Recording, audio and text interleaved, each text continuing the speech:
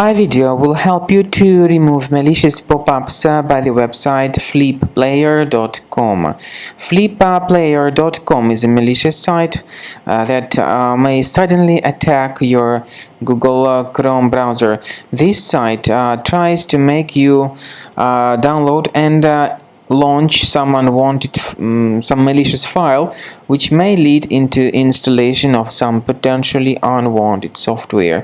If you see these pop-ups by flipplayer.com, don't tolerate them, and if anything unwanted was installed, you need to check the control panel of your computer, of course, and then try to uninstall any suspicious items if you detect them on the list. Finally, I recommend you to additionally research the system with Combo Cleaner.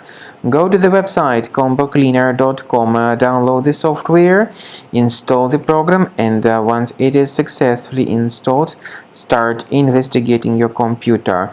Combo Cleaner will help you to detect and eliminate other threats from your device effectively.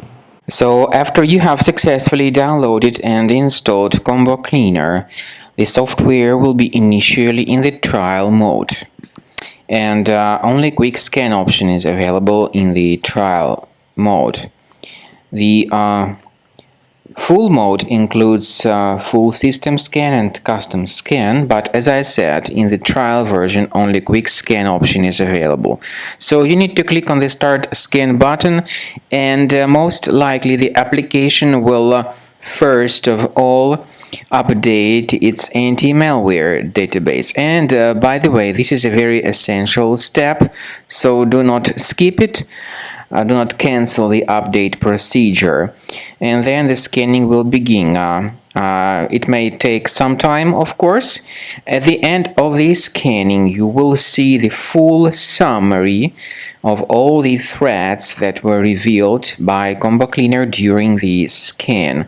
Some threats may be related to the browser-related issues.